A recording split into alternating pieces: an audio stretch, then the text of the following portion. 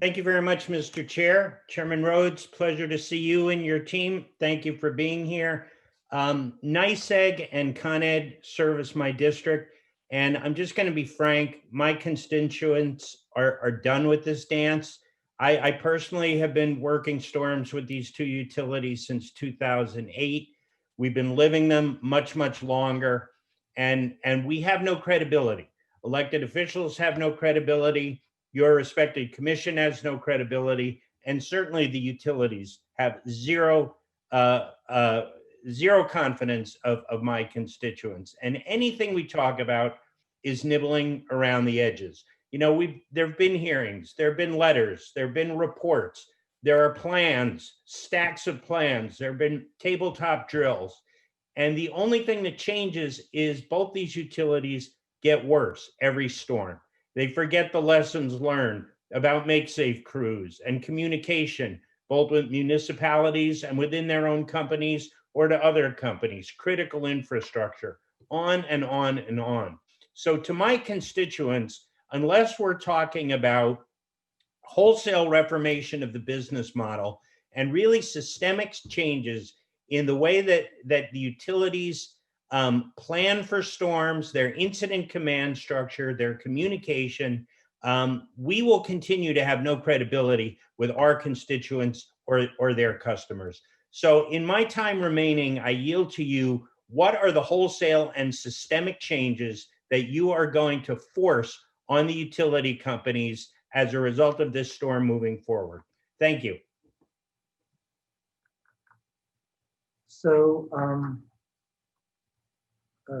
thank you for the question.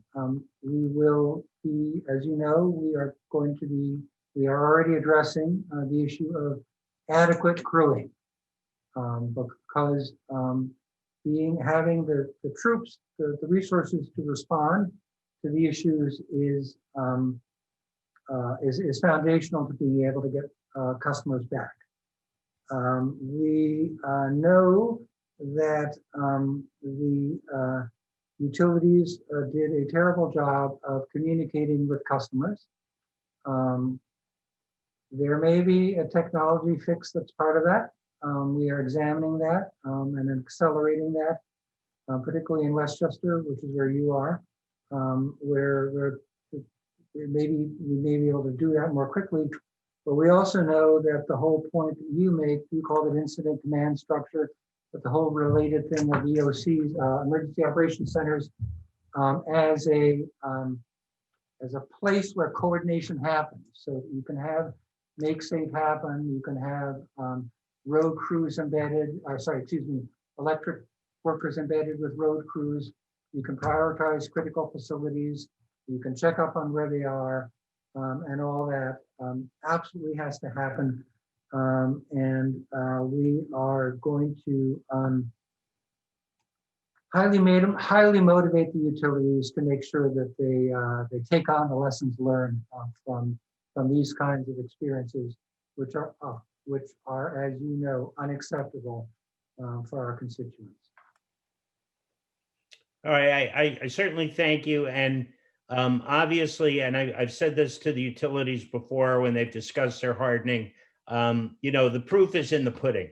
And this time they failed as they have in the past. I see my time is up, but I look forward to working further with you on this to improve restoration and planning. Thank you. Thank you. Thank you very much. Sorry for the delay. Thank you, Mr. Chair.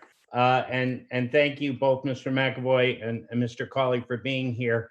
My comments are in the vein of Senator Gennardis. I'm really just insulted and really furious.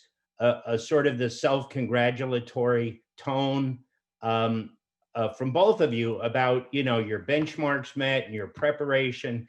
I represent the northern part of your territory, and for my constituents, your response in those communities was dreadful.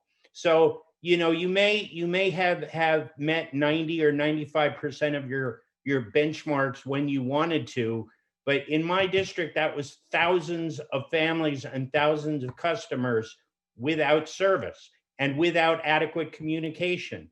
When you talk about communication with municipalities, we had municipalities who could not get from their liaison how many crews or trucks you had in their municipality. You talk about the make safe process. We had roads closed for upwards of a week in my district.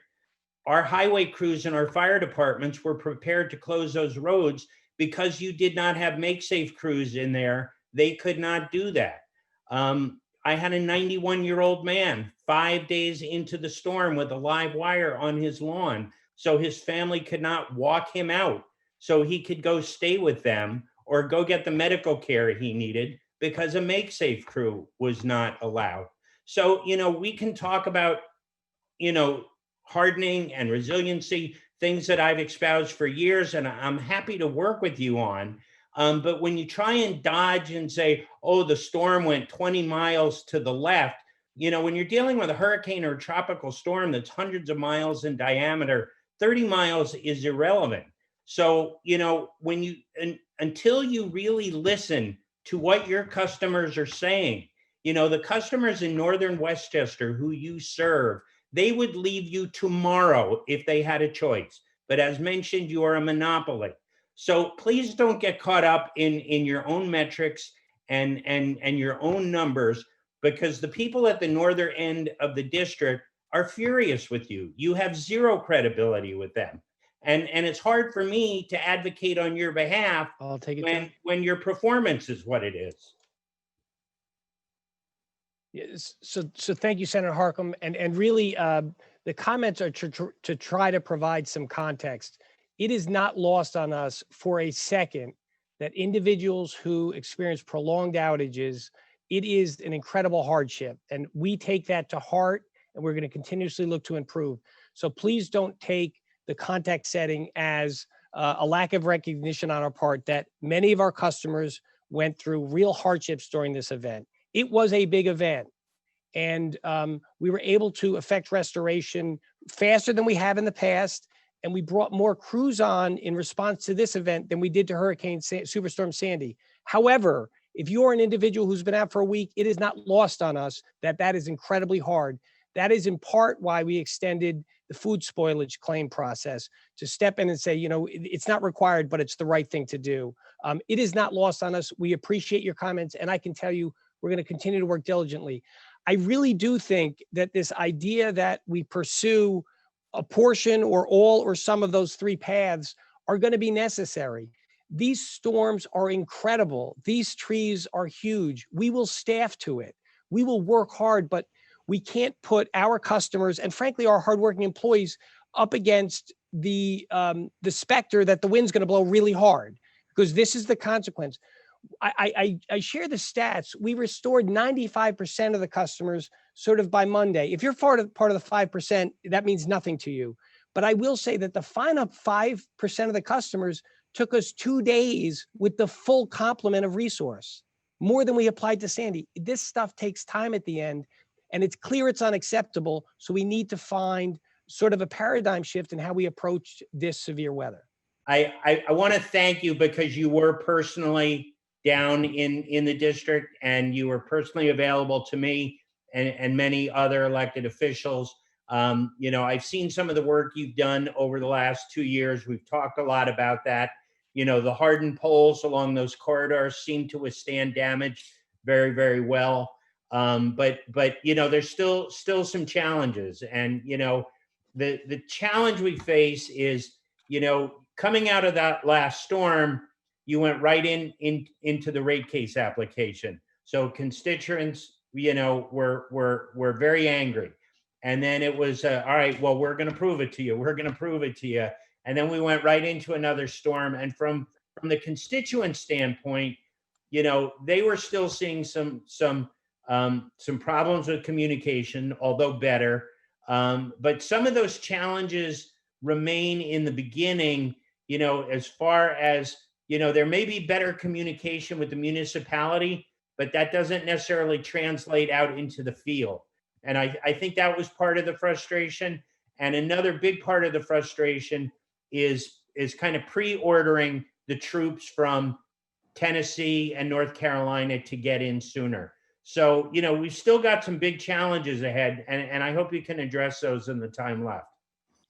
Yeah, I appreciate your comments, and you're absolutely correct. I know one of the areas we've already looked at is how do we cast a bigger shadow over those pre-meetings and the pre-storm meetings. I think we did a good job of dealing with the municipalities, but other government officials, others who represent many constituents who are on this video, weren't included in those, for example. And obviously, we want to make sure that we get the message out. Everybody knows what the plan is. Everybody knows what the preparation is, and that if we need feedback or we're getting feedback, that we incorporate that into that plan. So we'll take your comments back, and I look forward to continuing to work with you. Thank you.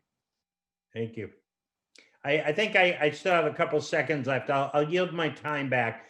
But again, the point is, and we have a good constructive relationship, but it's my constituents and your customers who are still feeling the pinch, and that's who you got to sell to. Yep. This body, this hearing is great, but there's still more work to be done on the ground.